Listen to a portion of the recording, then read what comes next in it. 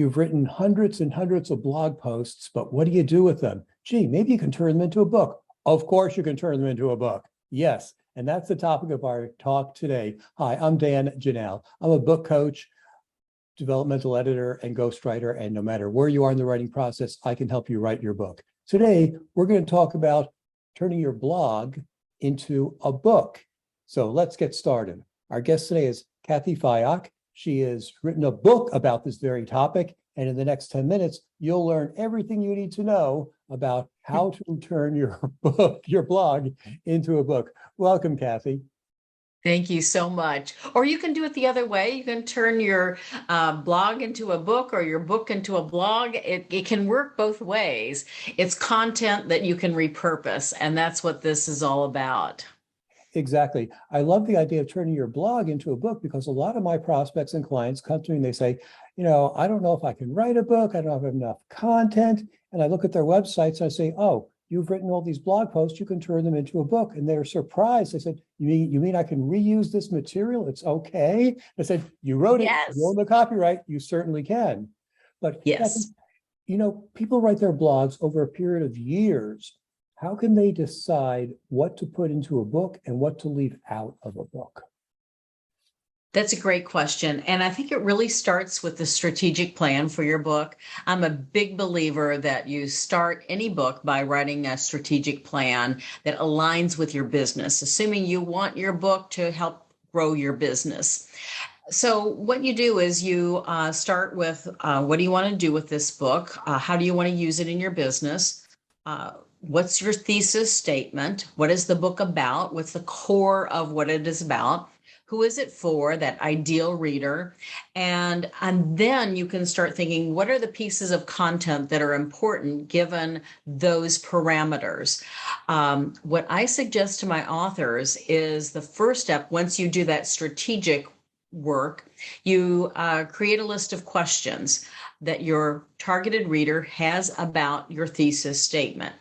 You brainstorm that list of questions, and that becomes the framework for your book. Once you have the list of questions, you can move them around. That's what I did basically with Blog to Book, is wrote out all the list of questions, and then I saw that there were some groupings of questions, that this is in section 1, this is in section 2. So actually what I did for Blog to Book, there are 52 blog posts that are represented here, but they're organized in, I think, 7 different chapters. And basically went through all my blog content and said, what of the blogs that I've already written align and map to my outline. And then through cutting and pasting and kind of a messy process, I was able to identify what pieces were missing, and then just to write the missing pieces for the book or modify some of the writing that I'd already done for the book. I love that example and that process, because I'm wondering if some people listening are saying, oh, I'll just take 52 of my best blog posts and put them in a book like an anthology and run with it. And that's obviously not the way to do it. No. I'm wondering, when you coach your clients, when you do this yourself, what percentage of original material versus rewriting material would you suggest needs to be done? Or is it different for everyone? It's really different for everyone. It depends upon how congruent each blog is within the framework of the book.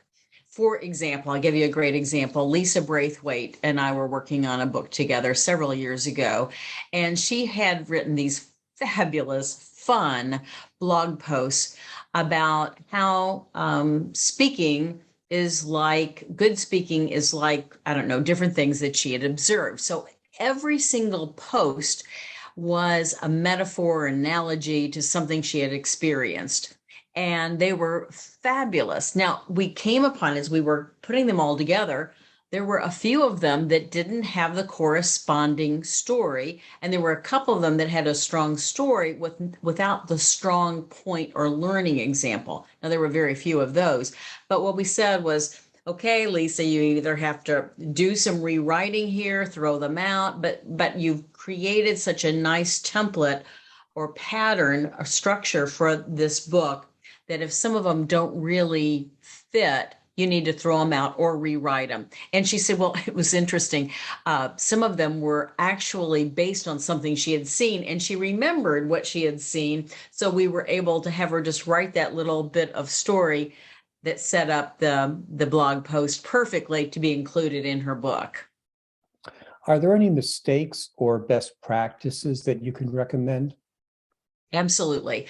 One of the basics is that sometimes we write our blog posts and they're very, very contemporary. They're based on current events. They're based on what we saw yesterday and what's happening in the news yesterday. So there's this sense of sense of urgency or this contemporaneous sense of the blog post that may not work for the book, because we want the book to have a sense of being evergreen, of being something that will be with us for some time. So what I've found in working with my clients on blog to books is that sometimes we have to change some of the examples. And I can give you another great example from Lisa's book. She had said, oh, in watching the Academy Awards last night, this is what I saw. And she was talking about introductions. And it's like, you don't want to say it happened last night in the context of a book. It just doesn't sound right. So it was a simple change to say, in watching the Academy Awards, we observed this, or she observed this, and this was the learning point. So sometimes it's just making some slight changes to make it evergreen. The other big change is that sometimes you'll have a rant or something that's really sort of out of the ordinary for you probably want to throw those out.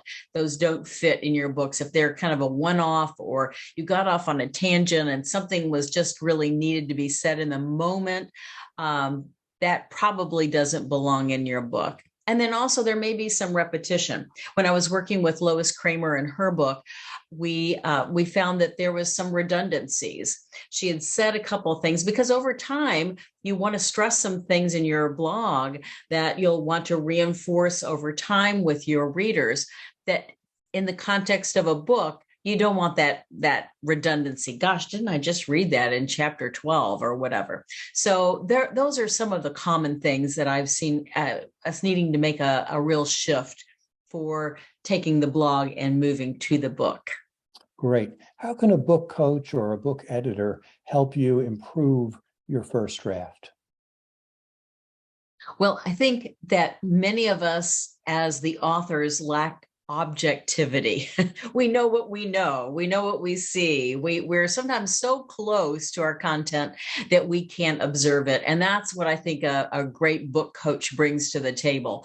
They have that sense of objectivity. They have a perspective that you don't as the author have, and can help you see things that you did not see.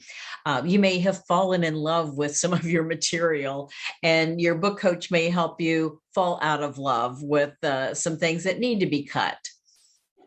Great points. Let's talk about self-publishing for a second. Most of these blog post books are big business card books that are going to be self-published. You're not going to go to a traditional publisher. And self-publishing can cost an arm and a leg, or you can do it really, really inexpensively. What are your best tips for getting the most bang for your buck for your book? Yes. I am a big believer in hybrid publishers. I think for most of my clients who are busy professionals, who are speaking, consulting, coaching, they want to have a professional book, but they don't want to learn the process of self-publishing. So working with a hybrid publisher is super smart, because you retain all of your intellectual property, you have total creative control, yet you're paying to have professionals handle your book so that you come off as the professional that you want to be known for as the author of the book. Fantastic. And I can refer any listener to several hybrid publishers that I work with who I trust, because there's some people, frankly, who cannot be trusted. Yeah. Absolutely. There are some real Take your I'm money trying to and think run. of a clean word. Yeah, I'll step over you and interrupt you so you don't get into trouble. I'll get into trouble. That's okay. It's my Yes. podcast. Kathy, tell us Yes. who your ideal client is and how can they can get in touch with you.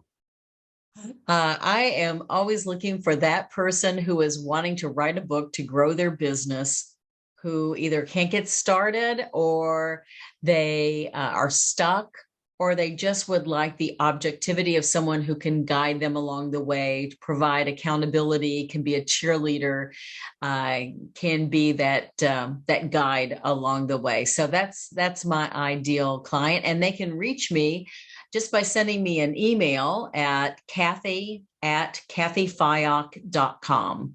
And that's my also my web address is cathyfyock.com.